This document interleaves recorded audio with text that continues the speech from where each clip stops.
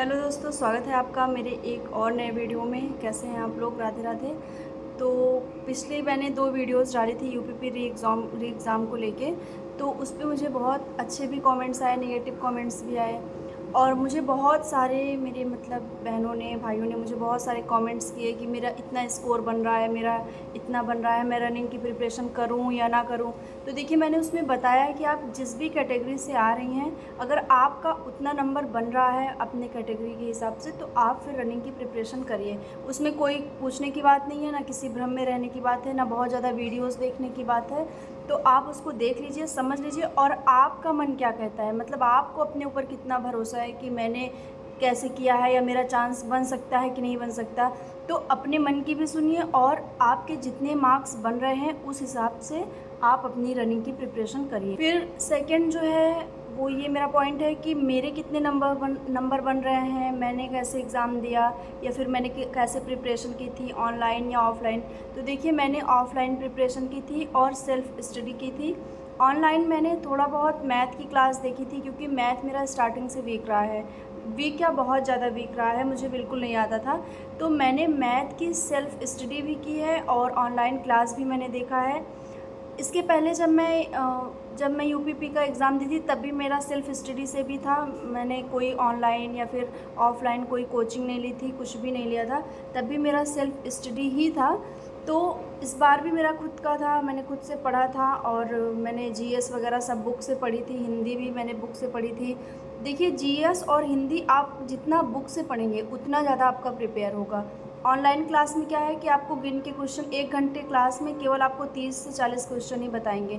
लेकिन जब आप बुक से पढ़ेंगे तो आप 30-40 से ज़्यादा क्वेश्चन पढ़ सकते हैं, और कॉन्सेप्ट भी समझ सकते हैं कि हाँ, इस क्वेश्चन का मतलब इसके पीछे क्या कॉन्सेप्ट रहा है। तो ये मेरी प्रिपरेशन थी, ऐसे मैंने तैयार किया था। तो देखिए, अगर मैं जैसे हिंदी, रीजनिंग, जीएस और मैथ ऐसे बात करूँ कि इसमें मेरा कैसे स्कोर बन रहा है, तो हिंदी में मैंने मेरी हिंदी मतलब ठीक ठाक है। तो मैंने उसमें क्या किया था कि जो कन्फ्यूज़न में थे, मैंने उसमें तुक्का भी नहीं लगाया था, क्योंकि मुझे पता था कि ये पेपर का पैटर्न ऐसा है कि परेशान होकर अगर तुक्का भी लगा देंगे तो वो गलत हो जाएगा।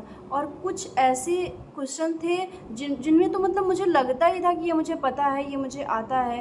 बट मैंने क्या किया था कि मैंने उसमें भी, अगर वहाँ पे मैं कन्फ्यूज़ हुई थी, तो मैंने उसमें भी तुक्का नहीं लगाया था। फिर दूसरी बात करेंगे रीजनिंग को लेके। तो रीजनिंग में भी मेरे 40 प्लस क्वेश्चन हैं, 42 प्लस क्वेश्चन है मेरे।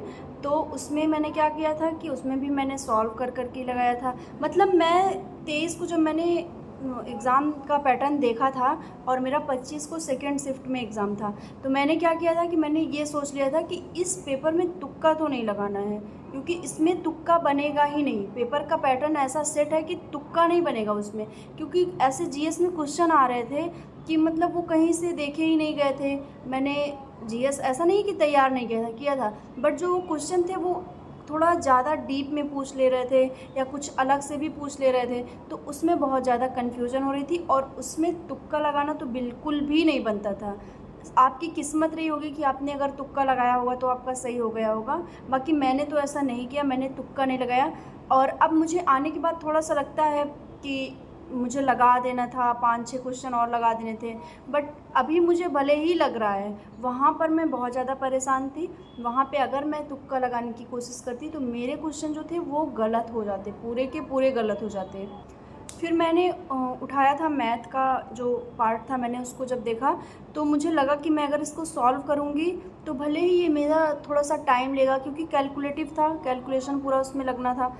तो मुझे लगा कि भले ही इसमें थोड़ा सा टाइम लगेगा, बट अगर मैं इसको सॉल्व करूँगी तो मेरे सही आंसर तो आएंगे, क्योंकि मैंने प्रैक्टिस की थी। तो मुझे पता था कि अगर मैं इसको सॉल्व करूँगी तो मैं राइट आंसर निकाल सकती हूँ। और जीएस में क्या है कि अगर मैं तुक्का लगाऊंगी तो भी मैं भ्रम में रहूँगी कि ये सही है कि नहीं सही है। हालांकि मैंने बहुत अच्छा अटेम्प्ट नहीं कर पाया, मैं 100 प्लस नहीं पहुँच पाई, जो कि मेरा एक एम था कि मैं 100 प्लस करूँगी, मेरा स्टार्टिंग से था। पिछले वाले एग्ज़ाम में, फरवरी वाले में, मैंने 112 क्वेश्चन किए थे, बट इसमें पेपर का पैटर्न ऐसा था और कुछ मैं थोड़ा पैनिक भी हो गई थी, तो इस वजह से मैं 100 अटेम्प्ट नहीं कर पाई। मतलब 100 से मैं कम हूँ, इतना समझ लीजिए आप कि मैं 100 से डाउन हूँ। बट मैं इतना हूँ कि मैं अपनी रनिंग की प्रिपरेशन कर सकती हूँ। मुझे मतलब ये नहीं है कि मैं रनिंग जाऊँ या नहीं ना जाऊँ, मैं श्योर हूँ कि मुझे रनिंग करनी चाहिए।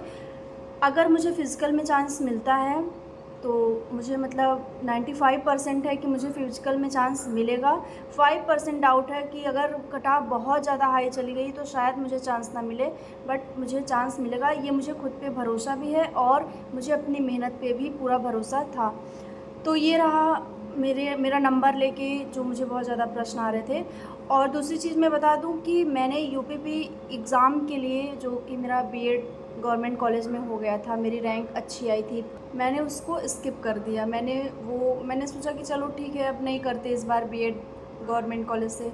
बाकी मेरा बहुत अच्छा स्कोर रहा उसमें भी। तो देखिए, मुझे स्टार्टिंग से ही लगता था कि मैं अच्छा अटेम्प्ट करके आऊँगी, मैं अच्छे क्वेश्चन मतलब अच्छे मार्क्स मेरे बनेंगे।